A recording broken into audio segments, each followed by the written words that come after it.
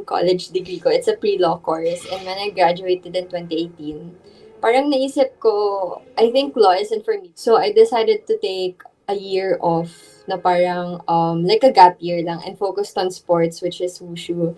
And then after no, nag-pandemic, tapos naisip ko, I wanna study again. And then I realized na gusto ko mag-med because even before I applied sa college ko, I wanted a science course, but I didn't know what kind of like profession I wanted. So gusto ko science related lagi.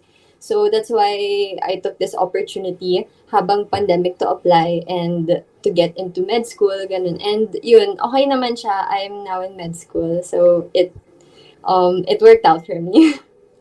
Actually, yung plan ko talaga wasn't to take a gap year because when I graduated, I wanted to keep studying. Pero after nung 2018, I was kind of burned out from college. So, sabi ko sa sarili ko, I won't study within 2018. I wanted to study 2019. Kaso lang sabi ng coach ko sa akin, baka hindi ko daw makayanan if I tried to study and I tried to prepare for SEA Games. Kasi 1 year yung preparation ko for yung Manila SEA Games noong 2019. So, yun, I took the risk na lang. Sabi ko, okay, sige, I'll just prepare for SEA Games na 2019. And then 2020 came, nag-pandemic, saktong-sakto. Wala akong ginagawa sa bahay. So, I was like, this is my opportunity to apply. Pagpunta ko sa med school, I managed my expectations na kaagad. Kasi med school is like law school, you know. Walang nakaka 100 lagi. And lalo na pag med, coming from a pre-law course, alam ko naman na I won't be doing as well as my batchmates who graduated with science degrees, diba? So I gave myself that comfort na it's okay to fail and it's okay to fail some quizzes, some exams. So that really proved okay for my mental health. Kaya nung pagpasok ko ng med school, I tried my best. And kahit na minsan hindi ako pumapasa, okay lang sa akin to fail. Kasi it's all part of the process talaga. And also, na-apply ko yung mindset ko na yun from sports, di ba? Sa sports, hindi ka naman laging mananalo. So sa med, kailangan mo din i-apply yun. Kasi you're not always going to be perfect sa med, syempre. When I went through high school, through college, kahit doing sports full-time as well, I was able to balance yung competence ko as a student and yung competence ko as an athlete. Pagdating ko sa med school, it was really funny kasi sa med school, pag hindi ka nag-aral, babagsak ka talaga. Like 100%, like I'm really sure.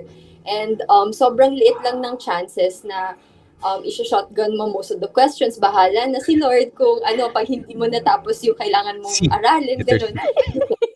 You can't talaga, lalo na pag your overall grade is hanging by a thread. Hindi talaga kaya, guys. Sa college kasi saka sa high school, pwede pa. Like, for example, nag-0 ka sa midterms, okay lang yun. Pero sa med school, it's not. Kasi it's harder to pick yourself up from a failing grade. So, yun yung na-realize ko sa med. I still managed to train, which is very surprising to most people. Kasi, I believe kasi kapag gusto mo talagang ipagsabay yung dalawang bagay, for example, two careers, like maybe study while you're working, magagawa mo siya. You know, without any distractions or kahit na may distractions kasi I still find time to hang out with my friends, with my family. Yun nga lang, mas na siya, like, mas kailangan mas scheduled na siya, syempre, kasi I'm in med school and my family understands this. So kapag sinasabi ko sa kanila na I can't go out because I have to study, they're okay with it. Lalo na kapag exams or pag may quiz, ganun. And they also understand when I'm tired because of studying.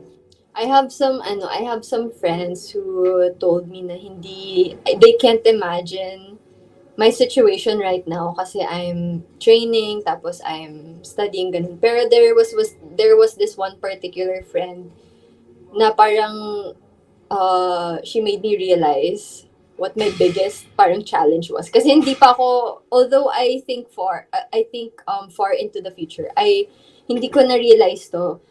So, we were looking at our school calendar and she told me, ito yung finals exam sa first year. Tapos nakita ko yung finals date, it was in the last week of May. And I realized yung Cambodia SEA Games, it was in May as well. So I had to check yung date. Tapos it was 2 weeks before the finals. Pero kasi what was difficult was yung sa finals, it will consist of everything from your first day of med school. So medyo siya, mabigat siya. So yung ano ko, yung pinaka-challenge ko is how will I be able to train consistently and at the same time prepare myself mentally for Cambodia SEA Games and at the same time pass for SEARMED. So medyo I'm making myself adjust right now. So, 'di ba parang sabi ko sa inyo kanina I had an exam. So, this is my second round of exams. Yung first round of exams ko, hindi talaga ako nag-training for a week kasi 1 week yung duration. Pero this second exam week ko, I forced myself na kailangan mag-training ako at least once a day. And then sa next exam week ko, sa third exam week, I have to make myself train twice a day. Parang ganun lang siya. So, I'm making myself adjust na ngayon pa lang in preparation for next year kasi madugo yung next year ko. I'm trying not to neglect one responsibility over the other. So for example, if I have a lot going on sa med school, hindi ko I try to make it a point to train at least 5 times a week or 4 times a week. Kasi once a week lang naman yung face-to-face ko. Fulfilling talaga maging athlete for me. Kasi since, I've been in the scene na for more than a decade, syempre, I still feel fulfilled kahit na on most days. I don't feel like doing it. I don't feel like training, ganun. Or minsan nakakapagod siya. Sa med school, hindi ko pa na-feel kasi syempre, I'm only in my first year. So parang it's more of just learning the basics na muna. Pero feeling ko, dadating din yan sa second or third year or maybe when I get to clinicals, ganun. Sense of fulfillment, siguro, not many athletes can say na they're also a med student. So I really hang on to that kasi it's a big part. I consider myself na, I consider myself to be a pusher, especially sa mga individuals who are doubting themselves kapag gusto nila mag-med school and if they're working at the same time or or if they have like a family business or like their own business or they're an athlete like me. I really want to encourage people na, you can do two things at the same time as long as you put your mind to it and as long as, you make the necessary adjustments and sacrifices. Yun talaga yung pinupush ko.